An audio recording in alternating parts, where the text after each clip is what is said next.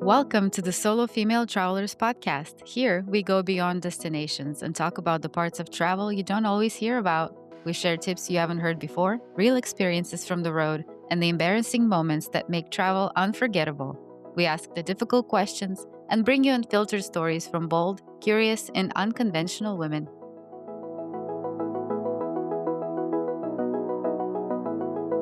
Hello and welcome back to the Solo Female Travelers podcast. I am Mar Pages, and today's episode is one that I've been looking forward to for a while because I get to interview someone I actually worked alongside for the last 3 years right here at Solo Female Travelers. Before joining our team, our guest has spent 5 years working as cabin crew, which means that she has seen the travel industry from inside and from a side that most of us never get to see, which is the jump seat. We talk about this job as if it's glamorous, and sure, there is a version of it that it is. New cities, free flights, a uniform that makes you stand a little taller. But there is also a version that most passengers never get to think about, the 4 a.m. wake-up calls, the passengers who forget they are not the only person on the plane. And yes, the flights that come with rather unusual cargo, which we will talk about today. In this episode, we're talking about what cabin crew life really is like, the training, the myths, the funniest and strangest things that happen on board, Falcons included. More on that story later. And the things that passengers do that crew secretly side-eye, and what 5 years in the air taught her about traveling and living well.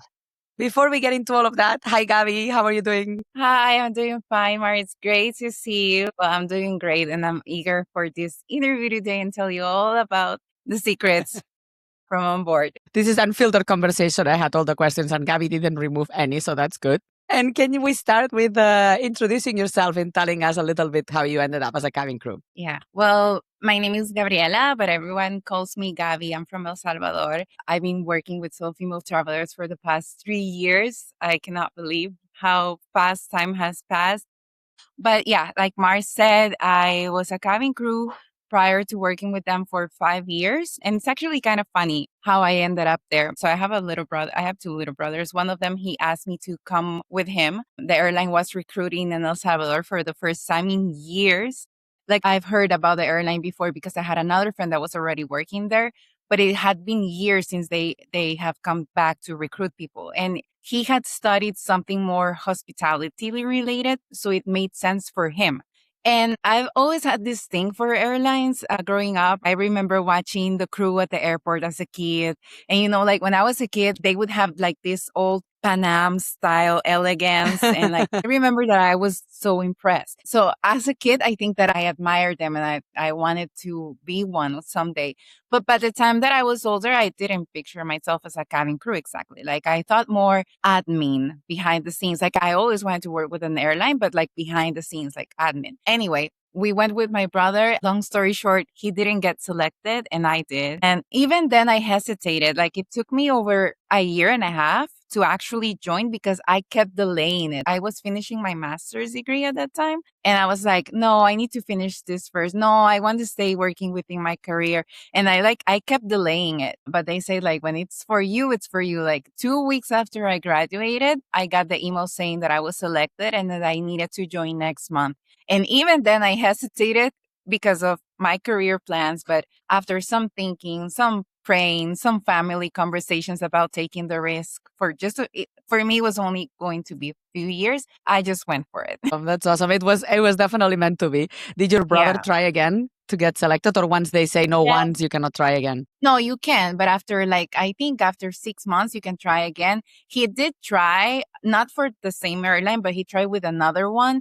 And it would be so weird because he has like the type, like, I'm tall, but he's like way taller than me. And I think like he has like all the profile, but for some reason, like right at the end, he wouldn't get it. But then he started working with cruise ships. So it was like, yeah, he became a crew, but in cruise ships, and then he got to be manager. And like now he's working in something completely after 2020, after everything changed in the industry. He shifted to something completely different and he's striving in life. But yeah, at that, I remember back then I would feel so bad because I'm like, this is what he wanted and I got it. But yeah, like I said, it was meant to be because when I tell the story on how I kept delaying it, like I wouldn't answer their emails for months. then I would get one that said like, if you don't answer in 48 hours, then you're out. And I would answer. And then I would hear stories over there, like how hard it was to get in. Like, and when I got my first ticket that they said like, okay, you're in, this is your ticket. You have to come next week. I'm like, I'm not coming next week.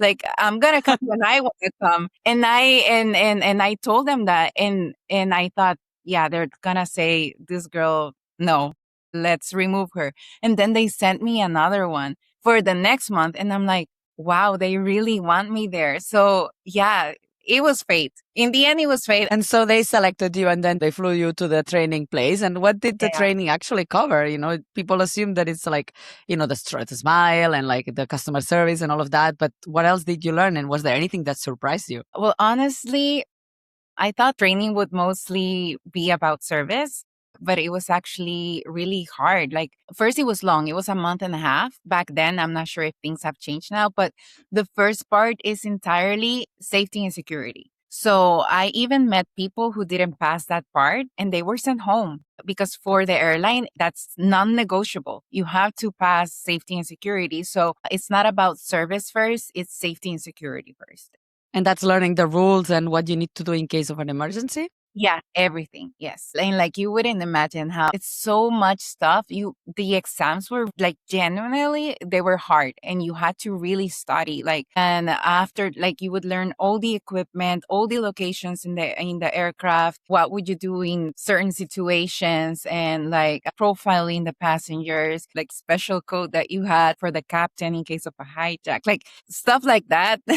And after that came first aid and we were trained for that too. And only at the end we got into service. So it like for me it was surprising how thoroughly they train you on everything, not just the parts that the passengers actually see.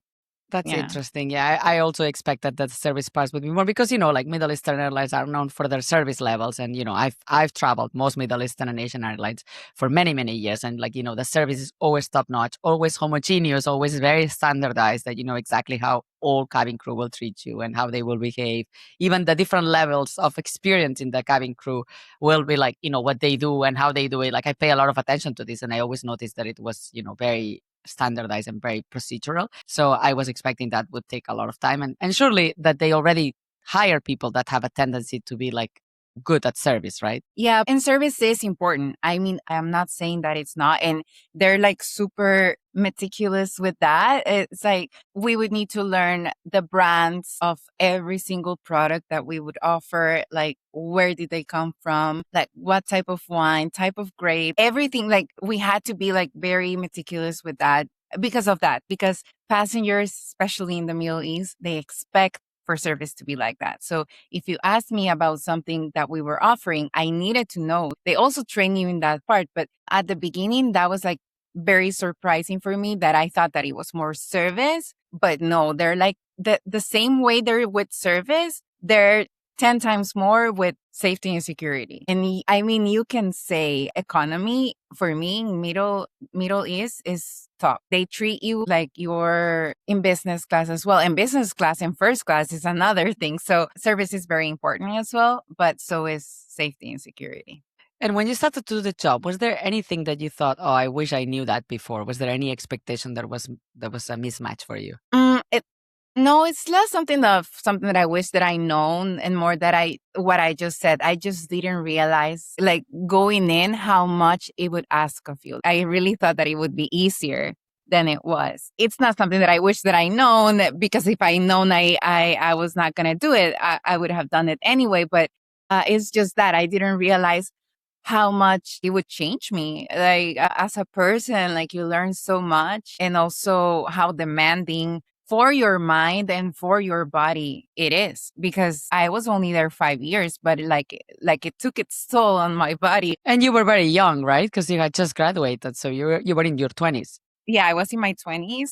And I know of people that are still there, like over 10 years, that are already reaching their 40s or over 40 already and been there since they were 20. So I'm like, wow, because your body gets tired. And I remember that I would hear that for some women, it's like being like on air and like radiation, like I don't know, but like it can affect if you want to become a mom. And also it affects your brain cells. And like after, if you've done it for more than 15 years or so, so like it takes its toll on your body. And in my case, like I developed some back problems after 5 years. I developed some back problems that I still have. And psychologically, it was so strict at that time that it was also like, wow, like I've never been in a job that you had so many rules at that time. I think that now it's changed. It was something that I didn't know before I started. Not that I wish I known, but I didn't realize. You're telling me about the hardship, like the hard part on the body, and we all know that there are effects of flying so often. I know because I fly so often, and I remember that when I was traveling every week for work, I was flying more often than the cabin crew. Because cabin crew have limitations on how much they can fly, whereas I was flying every week long haul, right? But what was the favorite part of the job? Favorite, hands down, the destinations and the hotel life. Getting to discover countries that I didn't even know existed. That was my favorite thing. I remember this one time I was supposed to go to, it was like a 5-hour flight, and I think Sri Lanka or something like that. And then last minute, they changed because that could happen. Like last minute, if another crew was pulled out of a flight because of hours or because they got offloaded because of grooming, then they would change crew. You could even be inside of the aircraft already and they would change you. Like that could happen. And I remember that they changed me and they sent me to another flight, and I got there and I remember sitting in the jump seat and I had no idea where I was going. They just changed me from one aircraft to the other. And I asked the crew in front of me, like, where are we going and how long is this flight? And she told me like, it's 10 hours. I'm like, what? And where are we going? She's like, Namibia.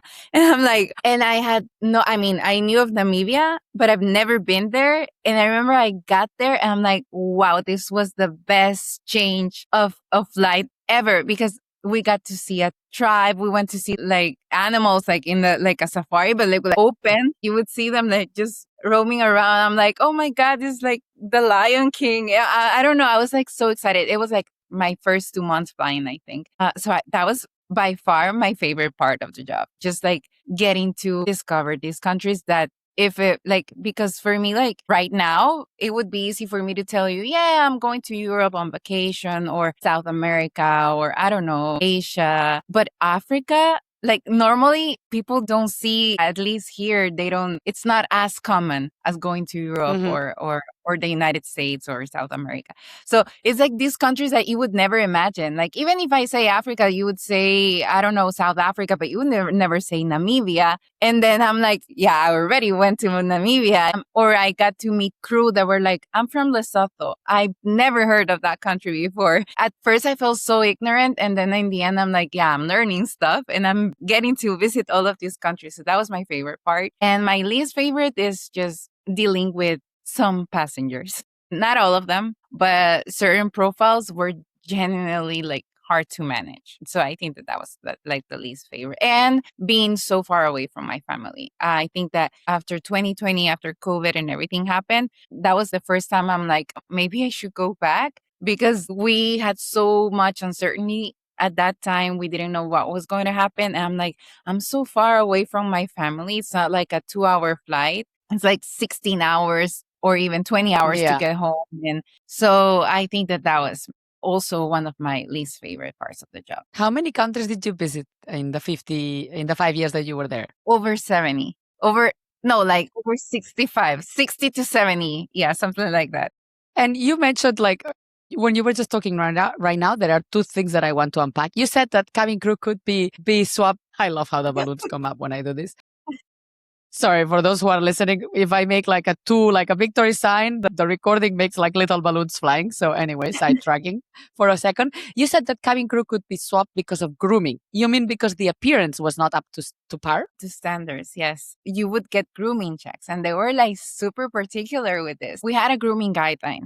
So we could only use, and okay, what I'm telling you right now might have changed. So anyone listening works within the same airline and now it's different. Well, when I was there, it was like this. We only had like certain shades for the lipstick, for the nails. We only could use like burgundy or pink, but not like hot pink. Like only certain shades like red, and for the nails as well. Your nails needed to be matching your lips. Or if you didn't want to use nail polish, you had to at least use like the clear one, but your nails had to look like really tidy. The must wear foundation, which this is my secret. Maybe not so much right now, but at that time, I had such blessed skin and I've never used a lot of makeup in my life. I don't even know how to put on makeup. Yeah. In the 5 years, I never, ever used foundation. And it was mandatory? And it was mandatory. But my skin was, I still had like that baby face at that time. So it looked like you were wearing it. Looked like I was wearing. And what I would do is that I would maybe put a little bit of concealer underneath my eyes and then put the blush. At that time, I wouldn't get any breakouts or anything. So I didn't need to use, I never used, but it was mandatory. So mandatory was foundation, blush, and the lipstick. And what's the name for the eyelashes? Yeah, like eyelashes. That was mandatory. There's also hairstyle, right? The hair part is very strict. Bun and like not a single hair, like a hair bun, or you could use a French braid. If you had like a pimple that was like popping up, that was a no. You couldn't. I only had a grooming issue once. I will tell you about it. But yeah, it was like that. So before the flight, they would come and they would check you. On every flight? On every flight, yeah. Before boarding. Oh my God.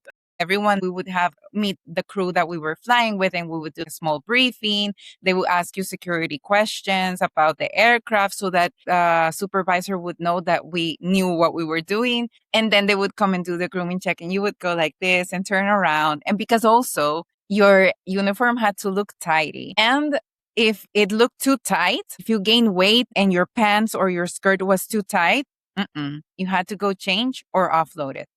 So they were like super strict with everything. So you had to hand your stockings. But the thing is that it was an issue if you would come to the flight knowing that you had a grooming issue and you would still go. Because if it was an issue for them to offload someone from a flight, because then they would need to look for someone. That's a logistics nightmare, yeah. Exactly.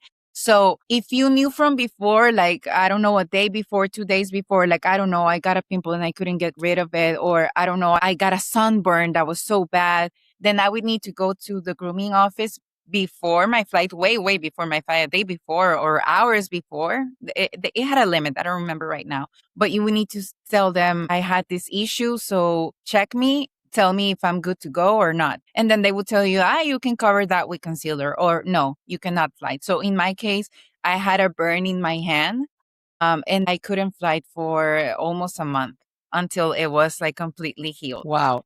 And they withhold pay when you cannot fly because of a grooming issue? No, grooming issues, it was not paid. I mean, you would get the basics, but you wouldn't get, because you're offloaded. So you're not flying. They would only pay if it was like a sick leave. But for grooming, no. Because it was on you. You had to take care of your skin so that you wouldn't get pimples. You had to take care of yourself if you went to the beach so that you wouldn't get a sunburn. This is quite difficult, right? Because you're flying so much. The air, it's very hard to maintain your skin in good shape when you're flying so much, and the jet lag and the hours and everything. Like, I know this from firsthand experience. It's quite hard. Like, it's not you not doing your job or not taking care of yourself. It's like some things are beyond your control. Yeah. Like I said, in my case, I was very blessed with my skin at that time, because I think that some people, they had a hard time with breakouts and everything. I had some friends that they would look completely different because they would put like so many layers of makeup. Thankfully, I didn't need to. And I was like very basic. I was my blush, my eyelashes, my lipstick, and that was it. But yeah, you had to look really impeccable. Impeccable. Yeah, we had to. And so you visited between 60 and 70 countries, and you have a passport from El Salvador, which is not a very strong passport. How does the visa work? Because like you're offloaded from Sri Lanka that maybe you have a visa with, but suddenly you're in Namibia, which maybe needs a different visa. How do they manage this for an airline? Or do you just go on the first day and get them all? No, the only one that was mandatory for us was the US. That one, you required a proper crew visa, and we had like on a specific day that they would take you to the embassy for you to get it. Yeah. In fact, when I got mine in Singapore, the people in front of me were all the new cabin crew from Malaysia Airlines getting their visa for the US. Yeah. But that was the only one that was mandatory. Everywhere else, we just travel with our cabin crew ID. and just went straight through the crew lines at immigration. No visa needed. No visa required, but I guess it's required. It's like limited to the stay that you are in the country for because of the flight that you're taking, right? So Yeah. like 2-3 days, and then you have to come back, and that's it. Yeah, that's it. Yeah. And for a lot of crew, that was awesome because some crew, they couldn't get easily like the tourist visa to certain countries on their normal passport. So they would actually bid for those specific routes, like because flying there as crew was the only way maybe that they could visit. But yeah, for us, we didn't need any visa. Some countries, they had limitations on nationalities that they could receive. So we knew that some specific nationalities wouldn't get specific flights because the countries didn't allow those specific nationalities. But in my case, I could travel everywhere. And the only visa that I had to get was the US special crew visa. That was it. But for everywhere else, we were free to go everywhere. Yeah. So that was pretty good for you as well, right? Because El Salvador is not a very strong passport. So you would have needed visas for a few places. Yeah, for Thailand, for example, I would need visa for Thailand. I think you need visa for Japan. A lot of countries in Asia, we need visa. UK as well. So I was able to go. I suppose. Australia, yes. And Australian one is so hard. Canada as well. And I got to go and I didn't have to have the visa. Yeah. This is great. So tell me what a typical day looks like from like the moment you show up at the airport to the moment you get to the hotel. We know that there's like the grooming check. How does the work of an airline crew work? Basically? Okay. So it starts with, we lived at specific cabin crew accommodations, right? So it starts with them picking us up from our accommodation. We don't go straight to the airport. We go to a crew hub first, which is next to the airport, but it's separate. And that's where the pilots and the cabin crew meet. And then we go over the flight details, passenger profiling, the grooming check that I told you about. And then we head to the aircraft and do our safety and security checks and get the service side ready. We go through the flight and then we go through a separate crew line at the airport. And then it's straight to the hotel. And once we're at the hotel, we're free. But at least in the airline that I work with, there's something called minimum rest. So when I was flying, I think that has changed now. But when I was flying, it was 12 hours. So for example, if you had a 24-hour layover, only 12 of those hours were actually yours to go out and explore, because the other 12, it was mandatory rest. They were not standing over you checking if you had, but if it came out that you were out during your rest hours, that was a real issue. But outside of that mandatory window, the destinations was yours to enjoy. 24 hours was the shortest time, but some destinations we would have 1 day off, 2 days off, 3 days off. Once I had one with 5 days off. So that was great. But yeah, once you're in the hotel, you're free to do whatever you want. Right. Because it depends on how often you fly and how far you fly, how much the rest is going to be. Yeah, exactly. Yeah. And so this is why the crew from most Middle Eastern airlines always come together to the airport. Like if you're in Europe, you see crew people from, I don't know, any of the European airlines. You see them all individually, right? But Middle Eastern airlines always walk in the airport together. Yes. And we always need to stick like that. That's another thing. It's mandatory for us to be in the group all the time because for them it's standard and the way they look at you. For them, image, service, and all of this is like you always have to be. So seeing the group all together is like, wow. Like what I was saying when I was little and I would look at Panam, it's like, wow. It's like, oh, they look so pretty. It's part of the image. It's the image. Yes, absolutely. Yeah. And you mentioned something a couple of times already that I wanted to ask you about. You said passenger profiling. What does that mean? Yes. From boarding, you need to look at the passengers that you get. So profiling is very important because you then know, for example, if you see someone and they're acting weird, you can already profile them and say some destinations, they would come drunk already, or they were like switching from one aircraft to the other, especially from the main hub. They would, like, I don't know, come from their country and then they would land in where we were based and then they would go to the US, for example. So maybe they drank a lot on the previous flight. So once they get to their original flight to their destination, they're already wasted. So you would need to check on them, or someone that's sick. So they teach us to do profiling just to check on the type of passengers, like look at them, see anything suspicious, or like if you see someone that looks down, like maybe they're sick, or maybe they will be a pain in the ass in the whole flight because they're coming and they're already shouting. or if you see a mother with a baby and they're struggling with so it's like profiling each passenger to see how they're going to be during the flight. So like noticing small things. Yeah, exactly. Like being very detailed about what you see, just in case something suspicious happens on the flight. So you already know. Yeah. Okay. And tell me something, because you were quite young. And of course, when you're young, your body can put up with quite a lot of things. But I'm sure that you learned some secrets from cabin crew for staying fresh and for looking good after a long flight. There is one thing that I learned from the cabin crew in Emirates when I lived in Dubai. And they are the ones who told me that the best way to go to sleep and deal with jet lag was Panadol night. So it's just basically paracetamol, but it's like the paracetamol that they make for when you have toothache, which for me, like 15 years later, I still take it, and I can only buy it when I am in transit in the Middle East because they only sell it there. It's like your typical cold and flu medication for like Yeah. sleeping better.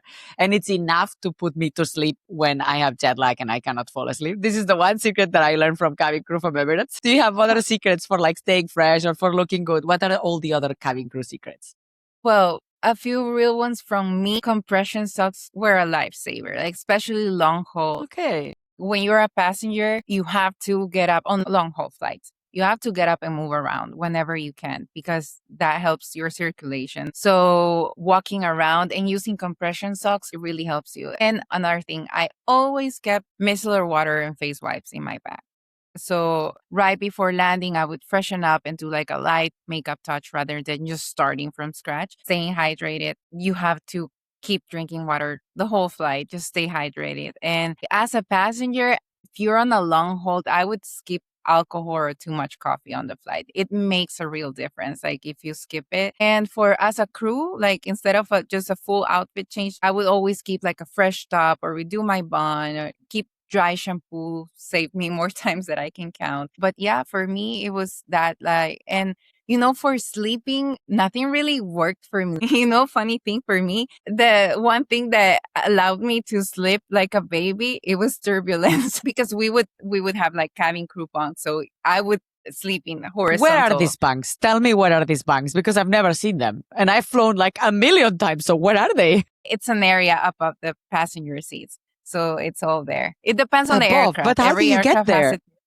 in the galley, there's like a door. It depends on the aircraft, but I'm telling you, at least on the Boeings and the Airbus that I used to travel in, it's like a door that's in front of the lavatory on the aft. Oh my God, I am absolutely going to look at it like day after tomorrow when I fly on an A3. You I mean, can I'm see it taking because so it many has a long haul code. flights. It has like a code, and then the crew enters. It has like stairs, and then it's bunks. It's a lot of bunks, but it's like the same layout as the passengers, but bunks. And it's all above the passengers. Yes. Cannot believe that in the, I don't know, probably 2,000 flights I have taken, I have never seen a cabin crew enter or come out of this door.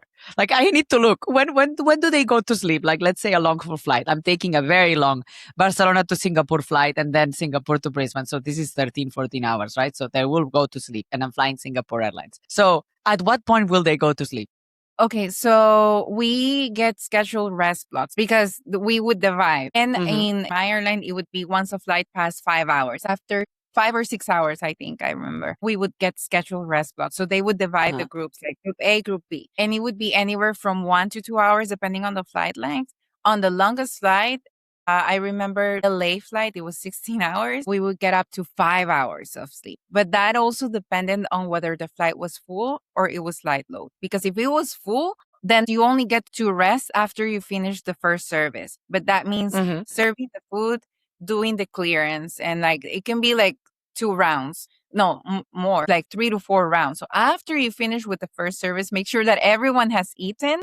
Then the first group goes to sleep. But if the flight was full, then that would take longer. So we would have less rest. But if it was a light load, then you would finish like this and it's super quick, and then you would get more hours. For specific routes, the supervisor knew that you had to have at least like mandatory 1 hour and a half sleep, like mandatory because of airline regulation. but she could give us more if she wanted, if we had more time, because it was a light load in the flight. And yeah, we had the crew rest compartments built into the aircraft. I have to look for this time.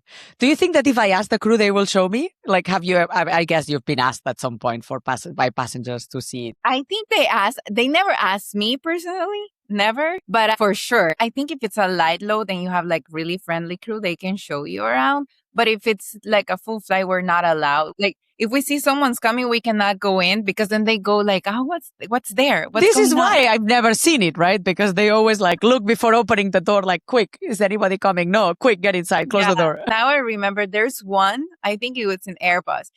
It's a compartment. So you might think that it's a compartment that's part of the galley, but it's actually you slide it and then you get the stairs and then you get up to the where the bunks are. I totally have to look at it this time. I'm going to look for it. And this is in economy, in the galley between economy and business. No, in every aircraft that I flew, everything, the entrance is in the back, at the back of the economy, at the back of the galley in economy. Okay, so everybody listening, next time, go and look for the entrance. And if you find it, tell us in the comments. If you've ever seen anybody getting into this, tell me in the comments, because I cannot believe that I've flown literally more than 2,000 times and I've never seen it. But it's true that I don't usually sit at the back. I always sit at the front. I remember one time a passenger came in thinking it was the lavatory. How he got in, I don't know. We have a code, so there's no way that you could enter just like, what's this? And enter. No, we have a code. But I don't know, maybe someone left it, like it was not properly closed. And a passenger came in, he's like, and I remember the crew was like, changing. And she was like, what's going on? And he's like, sorry. And he went out. I remember one time that happened. This was my next question. You sleep in your pajamas. You don't sleep in your uniform. No, we have to change. Yeah. We put on pajamas. I mean, there's some crew that they don't change because it's like more practical for them, but we have a requirement of taking proper pajamas so that we can change. Otherwise, it gets all creased, right? You come down, like in 5 hours, you might get the urge to go to the bathroom. So when we come down, if you're in your uniform, most likely someone will ask you for something and you're like, I cannot, I'm resting. You cannot say that. So if you're in your pajamas, you might get, it's a passenger and they won't ask you for anything. So that's another reason why you should change, because you're in your rest time and you're supposed to be resting. So yeah. So now we know where the crew sleeps.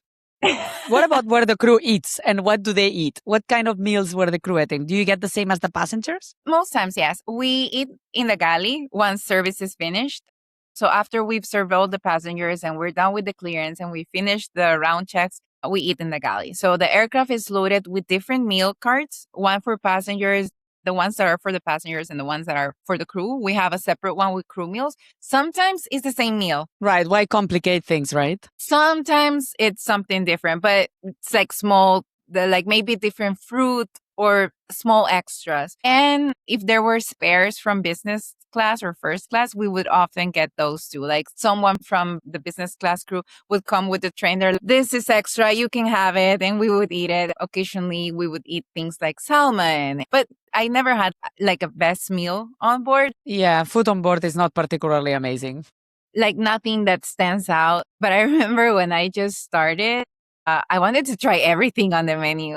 So everything was new, because here in Latin America, the airlines are crappy. So when I got there, even having a menu was like, wow, this airline has menus on economy. And I wanted to try everything, but then eventually, like, I got tired of it and like stopped feeling special. And also you can bring your own food. We had limitations on what to bring. Like some crew had their diets and everything, so they would bring their own food, but they would tell us not to bring things that needed to be heated, for example, because we didn't have permission to heat on the ovens because of safety. So they would prepare their own food sometimes. So you could do that, but we had also limitations on what you could bring into the aircraft. And then some destinations had their catering loaded outstation. The food quality was so good. I remember having certain destinations where I was like, yeah, I want them to cater here because the food was really nice. Some airports just did it better than others. But yeah, sometimes we had different meals than the passengers, but most of the time it was the same thing. Yeah. That's nice. That's nice. And so you get the meals that are not eaten in business, which sometimes it could be lobster or things like that. Yeah. Right? Yeah. A bit more exciting. Great. So we know where they eat, you know what you eat. Let's talk about the funny and more unexpected part of the job. Tell me, what is the strangest thing that has ever happened to you on board? Oh my God. Strangest. Oh, I think I've told you about this story. I had a passenger flying with a life-size doll. It was Chucky. You know Chucky? A life-size doll. But you know Chucky? Chucky? Chucky, the one from the movies, the scary movies, the red-haired doll. Yeah. Like the scary one. The life-size Chucky doll. And the doll had its own seat? She had actually purchased the doll its own seat. So during meal service, well, we sometimes run out of certain options, like by the time I reached her row, we were out of the vegetarian meal. And some passengers understand, others make a real scene. So she had not pre-ordered vegetarian, which you can do in advance. If you know you're vegetarian, you can pre-order it. Yes, it's better to order all your, special requirements because there's so many special meal options. Yes, exactly. So, but she didn't. And if you don't pre-order it, we have vegetarian option, but it's very limited. So by the time I reached her row, I was out of it. And she was expecting it just to be there. So when I told her that I didn't have it, she started screaming at me. And then she grabbed the doll and she started shaking it while she was shouting at me. I didn't know what to think. I was half wondering, is she cursing me with this doll right now? But I don't know. Like she was like, ah. And like in the end, I managed to track down a vegetarian meal for her. But honestly, by that point, I almost didn't want to give it to her anymore. I was like, this lady just cursed me with the Chucky doll right now. But the Chucky doll had its own seat. That's quite crazy. I mean, I guess you cannot fly with it otherwise, right? Because, where are you going to put it? Yeah, because it was like life size. Like it was huge. But yeah, I think that's the strangest thing that ever happened to me on board. It is pretty strange. Oh my God. I don't remember if you told me that story, but it's hilarious. But the next question is also quite hilarious for people who may not be aware of this. Because I lived in Dubai, I know that you can fly with falcons in the Middle East. So what happens with the falcons and how do you manage them? We're not talking one falcon. We're talking about entire teams of falcon because they're competing on contests, right? So this is very common in the Middle East for passengers to travel with them. And sometimes it's not just for competitions. Like sometimes they travel with them because it's their pets. So it's both funny and kind of sweet because the falcons wear hoods that cover their eyes so they can stay calm, which is how the owners can carry them around so easily. It was so funny to me because we had an entire safety procedure just for the falcons. In an emergency, you're supposed to stow them in the cart, inside the carts, like take out the trays and put the falcon in case of an emergency so that they're secure too. They're important too, and they're so expensive. I had no idea. And they are dangerous, right? They could kill someone if they are not kept away from the passengers. It was like so surprising to me because our safety manuals actually had their own chapter dedicated to falcons. Oh my God. At least on the Middle East route, because it comes up that often, we had safety procedures for falcons. So whenever they came on board, for me, it was like so adorable because they had their eyes shut so they wouldn't hurt me. Crew would sometimes take photos with them. I have photos with falcon. Like if the owner allowed, you could. And they always had their own row. It was not a seat, like own row reserved, like a whole row just for the falcon and its owner. So you would see the falcon on the seat sitting like this all the time. Like it was so funny. I flew with only one falcon, but one time it was like like 5 rows of falcons. So they were like, wow. Yeah, they were like 1, 2, 3, 4, like one in each row like this. And they would just stay calm the whole flight. It was so funny. That was one of the most like wow things that I got to experience because I've never seen falcons flying in the aircraft like a passenger. Like it was so funny, but it was adorable at the same time. Interesting. So there's always like and are they like emotional support animals or how are they flying? Like a dog, I suppose. Yeah, dogs. Well, sometimes they were pets. Like some Middle East guy had it as pets and they would fly with them. And sometimes for competitions, like you said. But the most common emotional support animals were dogs, and once I saw a cat. But most of the time, we just get like normal, like dogs, really big dogs sometimes. Really big dogs. So that means they have their own seat as well. Like if they are a big dog, a row. and it's an emotional support animal. Yeah, most of the time they would do the whole row because they were so big, like Labradors or Golden Retrievers. Or once I saw this, I'm not sure what's the breed. So they would take the entire row. And for me, I'm such an animal person. It was so hard because they would tell us, you cannot pet them. You cannot go and ask them for a picture. You cannot do this, do this.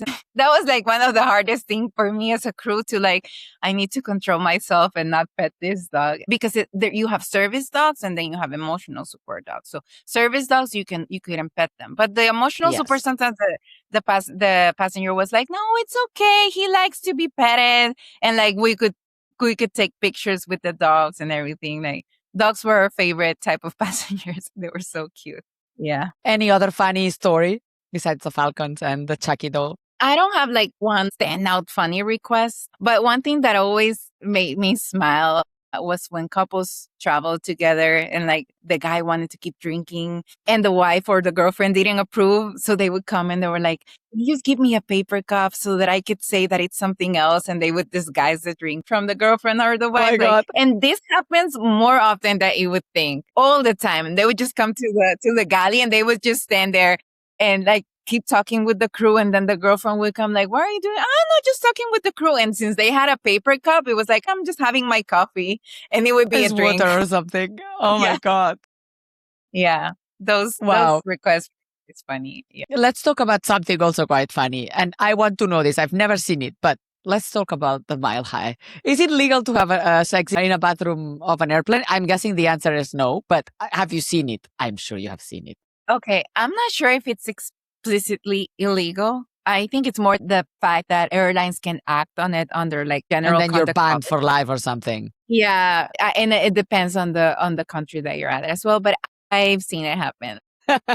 Once in economy, I watch a couple go into the lavatory together, which surprises me logistically.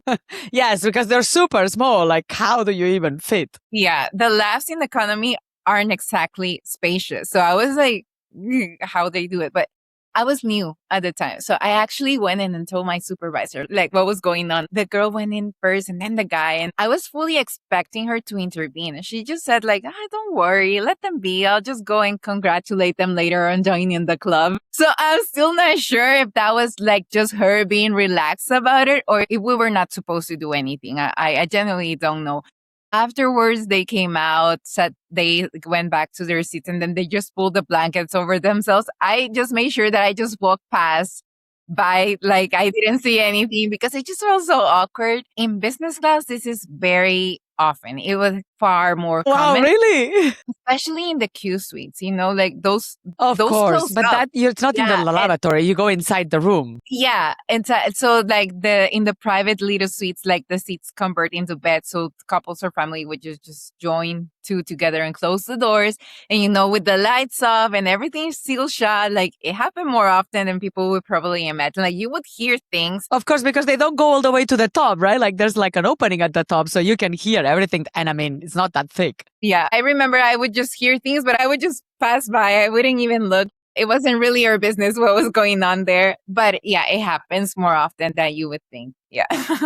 Yes, in the Q suites, I remember even for Singapore Airlines on like the suites, they have like a big room, right? Like, and then the two beds, the two suites next to each other, you can remove the wall in the middle and you can make the bed double. And there's like some mention somewhere of like, remember that, this doesn't go all the way to the top and everybody can hear you. I am sure this happens all of the time, right? So yeah, that's more common. But the one in economy, in the lavatory, I was like, wow, how? And also seeing couples put the blankets over them and you don't know what's going on there and you don't want to know what's going on there. But yeah, it really surprised me that my supervisor was so chill about it. And she told me like, yeah, there's nothing much that we can do. But there was nothing in the manuals or the training that, there was nothing, no mention of it. No, nothing about that. Okay. Good. Now let's talk about emergencies. Did you ever have an emergency on board? I know that people die on planes relatively often. And when they die, what happens when somebody dies on the plane? Well, I did have emergencies. Thank God no one ever died on one of my flights, but I did have people collapse. I remember one specifically on a flight to Narita, to Japan.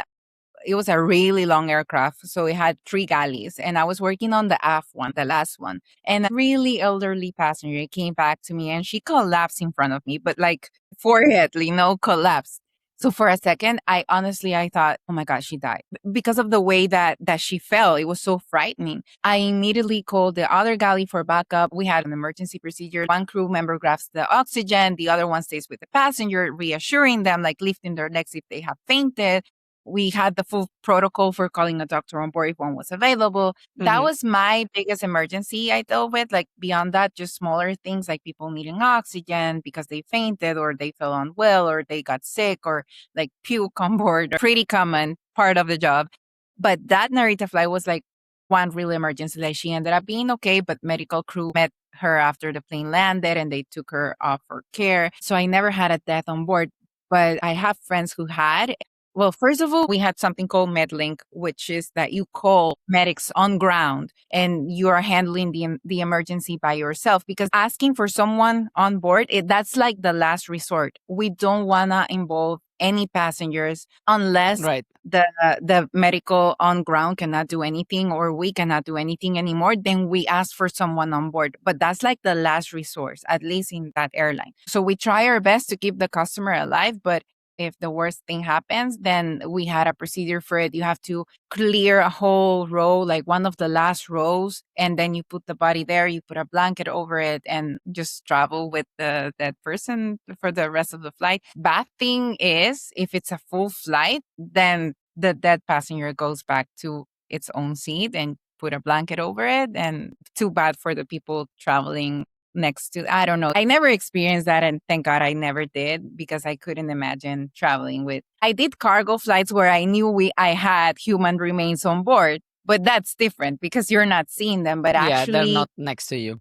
yeah, but actually having the person there or having the person, like I have friends that had the person died in their arms. And I think that that's traumatizing. So thankfully, I never had to deal with any of that, but we are trained for that. But the thing is that I think you're never ready for it or delivery on board as well. That's another thing that happens. People delivering their babies on board. That's another thing that I'm thankful that never happened to me. I was trained for it, but one thing is being trained for it, and the other is like actually performing it. It's like it's Yes. me.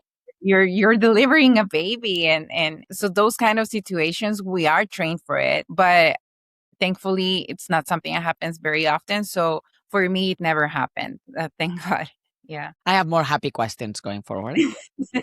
I have some questions that I know I've asked you before because I fly a lot, so I pay a lot of attention to these things. But like when you're flying long haul, the lights are always turned off after meal service, even if it's like 2 p.m. I know that I will fly now to Singapore. The flight departs at 11:30. They'll serve us lunch, and at like 2 p.m. after lunch, they'll turn off the lights. And I'm like, why are you turning off the lights? It's 2 p.m.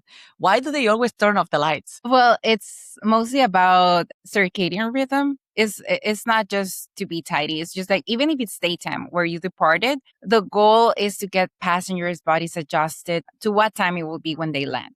So Hmm. after the meal, this is always after the meal, they dim the cabin just to encourage people to sleep on the schedule of their destination. So we don't adjust you to the time of the one destination you left behind, but the one that you're arriving to. So it helps with the jet lag on arrival. So it's kind of like us preparing you for the time that it will be once you land. And we would joke around also. The crew is like, yeah, we do it so because we want you to go to sleep because we don't want like the passengers asking for this and this and this, but it has a purpose. We encourage the passengers to sleep after they eat.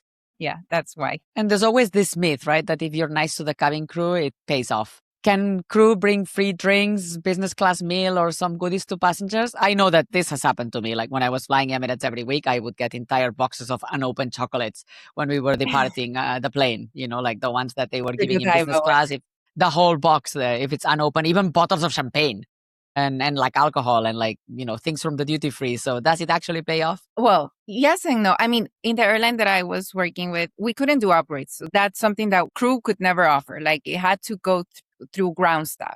Like maybe you could Mhm. trick ground staff to upgrade you, but once you're inside the aircraft, no way we That's can it. upgrade. So that's a myth that we can upgrade you on board. That's a myth, at least in that airline. But being nice does get you a little extra attentiveness. Like it depends on the crew member as well. Like some crew would bring snacks or drinks from business class to a nice passenger in economy. I did it like families, if the kids were nice, or if I saw a lady like with a lot of little kids, and if the kids were nice, because most of them they were like not terrible, but like I would bring them small Godiva chocolates from business class, or they would also bring you some snacks in like a paper cup or something, because we couldn't give you like in a plate like all for other passengers to see, so in a paper cup or something, just like a small kindness. So I wouldn't call it like standard or guaranteed that if you're nice with the crew, they will be nice with you, because it depends on the crew and depends on the supervisors as well, because sometimes some supervisors are like so strict and are like, don't give out anything extra to the passengers, because then the other one will see and they will ask for it as well. Some of them were very chill. So it depends on the crew. At least in my airline, it was like that. But it does pay off. The exception, if there was like a genuine meal shortage and not giving a passenger what they wanted, would turn into a real complaint. In that case, we might dip into like business class meals, because sometimes they were not hugely different anyways. So we would just plate them differently, but no actual upgrades. That was never on the table. But like extra little things, yeah, it does pay off some. And what happens with the unopened or with the half-open bottles of alcohol? You just pour them down the drain, right? Yeah. Wine and champagne that has already been opened gets thrown away at the end of the flight. So sad. It's honestly a bit sad sometimes, because someone would ask for a glass of wine near the end of the flight and we would already be finished and we would have to open a fresh bottle just for that one small glass of wine. So the rest gets wasted. With spirits, it's different. Spirits, whiskey, vodka, Baileys, gin, that kind of thing, those get resealed and just reused on future flights because they don't spoil the same way. But wines and champagne, that gets thrown away. Yeah, all the time. And talking about being nice, right? Like some people, sometimes in the group, people ask about bringing like gift bags for the crew. Is that appreciated? And if they did, what would they be giving you that would be useful? Yeah, it is appreciated. Like in my case, I didn't get many, but when I did, it meant something. Like we appreciate them. Technically, we were not allowed to accept tips directly. Like if someone tried to hand me cash, I had to decline. But if it went through the supervisor first, like she would share it among the crew, twice I received money that way. Or they would tuck it inside a gift bag rather than just hand it out directly. So the most common gifts were like chocolates, cookies, like small, thoughtful things. I have a friend that in business class, she received perfume. That was lovely. That was nice. Overall, it's never extra weight or a burden. So it's a nice gesture. Like it does register with the crew.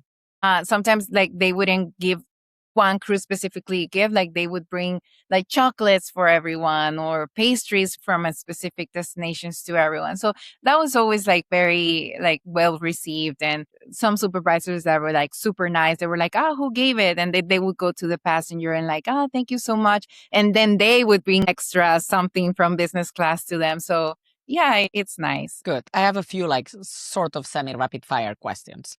Can you ask for seconds if you're still hungry? Yes, you can. Absolutely. If we have extra food, you can ask for seconds, thirds, however much is available. And same with drinks. You can ask as many as you like, as long as you're not overdoing it to the point that you're become drunk. But we do carry some extras. It's not unlimited amounts. So it depends on the flight. But a lot of passengers don't realize this and they just don't ask, but you can. I actually never asked for it. And I actually never thought that it was right to ask because I always assumed that there was food exactly for the number of people. But I know that there's plenty of passengers that will not eat their meal. Yeah. No, and we do get extras. And like you said, some people, they don't eat. So, or they bring their own food. So we always had extra food. It was very rare to have a flight where we had shortage. And if we did have shortage, it was because everyone wanted the beef and then we were just left with chicken and then nobody wanted the chicken. But it's not that we didn't have the food. It's just that we didn't have the food option. So maybe we won't have the same food option that you want, but for sure we will have the food. So if you want to ask for second, thirds or you can, and it gets wasted. I mean, if by the end of the flight, everybody eats that, it gets thrown away. They're not going to charge you extra or anything. You definitely can ask for seconds. Yeah. Good. And we also know that we can ask for as much water as we want because being hydrated on the plane is super hard. So just go back to the galley and ask for some more. What do you think is the best seat on a plane? in economy, let's say? Well, I personally love the window seat, but that's me. But if you're someone who likes to move around or use the bathroom often, then aisle is the way to go. And emergency exit rows are great for legroom, but not everyone qualifies to sit there. You have to be an able-bodied passenger, so elderly passengers, children are not permitted there. But for me, that those are the best ones. And I always like to be close also to the to the entrance so that I can leave the aircraft rapidly. But that's me. Yeah. Yeah, I like to be at the front as well. So you Yeah. spent 5 years in a very customer service focused environment and job, right? Like dealing with people at 35,000 feet sometimes is quite difficult, right? Can be quite hard. What have you learned in customer service and working in such stressful situations that is useful in any other profession for you? Well, the cabin crew work teaches you to do several things at once and you're under time constraints. So you have to do several things at once under time constraints while staying warm and approachable, which is like a strange combination to build. Like you're running a full meal and drink service in a tight window because we have timings. You need to watch for anyone who might be unwell. You have to manage someone who's upset about a meal option. You have to stay alert for anything safety related, all at the same time and all while smiling. So that kind of multitasking under pressure is just something that I now can bring. I think that I now can bring into every job. It also taught me how to de-escalate, how to be firm without being cold. I once had a passenger trying to open the door before landing. Oof. So I had to be like very assertive and very firm about it. Or passengers who felt entitled to things that we simply didn't have. So you have to learn to hold a boundary calmly instead of matching someone's energy because sometimes people take it personally. If you're a crew, you cannot take things personally. These people don't know you. They just seen you Yeah, for it's never about you. exactly. So you need to learn how to hold boundaries and just working with a rotating crew every flight. Like often people I just met that day, they taught me how to build trust and coordinate quickly with new teams. So you don't get the luxury of a slow ramp up. You have to sync fast because lives can depend on it. So I learned how to hold a boundary with a smile on my face. And if I'm honest, that's the whole job in one sentence. Yeah, and that's something that has been very useful while you have been managing our online Facebook group. It's true. So That's I have true. only one last question for you. For any solo female traveler who is nervous about flying alone, from somebody who has spent so many years of the other side of the curtain, what would you tell them? Well, the first few times are always nerve wracking. That's completely normal. My biggest advice is just common sense. Always stay aware of your surroundings, no matter where you are. And on the flight itself, don't hesitate to talk to a friendly female crew member. I had so many solo women come find me and say, "This is my first time going here. Have you been here before?" And I would like just genuinely help them out, like where to go, what to eat, what to expect. So it was honestly one of my favorite parts of the job, like seeing solo women travelers and getting to be like a small part of making their trip feel less intimidating. So don't be afraid to ask questions. The more context that you have about the destination, the culture, what's normal there, the more confident you will feel. So I think that curiosity, well, plus the preparation goes a long way. So you're never as alone on a plane as you think you are. There's almost always one friendly crew member one seat away. Great. What a great way to end, Gabby. It was so nice to chat with you. I think that I'm definitely going to look for the stairs up to the bunks next time I fly, which is in 2 days. And I hope that everybody listening to us now has a very different understanding of what the job of the cabin crew entails and how difficult it is. And next time, hopefully, they are going to give them a bit more grace, a smile, and maybe tell them, maybe ask them also for where the door is. Yeah, just follow crew instructions. Just that when we ask you to fasten your seatbelt and stay seated, there's a real reason behind it. And remember, a plane isn't a restaurant. It isn't a hospital. It's a plane. So we'll take care of you, but the menu is not infinite and the medicine cabinet is not infinite. So it's just following crew instructions. Just it makes their lives easier and just understand that we're also human. We have to take care of you. Like we're trained for that. And that has taught me a lot as well when I go to restaurants now or when I go to my flights as well. Indeed. Just I know what's going on behind the scenes. So it goes a long way to be kind to them. So be kind to your crew. Absolutely. Friendly reminder to be kind to your crew. Remember that they are people, that they're trying to do a good job, but also go and say hello. And they're probably also bored in a long flight. So they're probably happy to chat with you and meet a new person, Yeah. right? Yes. Great. Thank you so much, Gaby. This was so much fun. I hope that people will also love it. And if you do, please leave us a comment. I don't know if you have a question for Gaby, you can put it in the comments. She works with us, so she can answer anytime. Yes. She actually works in the podcast too. She will definitely see the comments. So please do leave us a review and tell us how you enjoyed this conversation. And if you have more questions, you can put them in the comments. Thank you, Gaby. Thank you, Mar. Thank you for having me. And it's time for this week's embarrassing travel story. We'll call this one the Hotel Robe.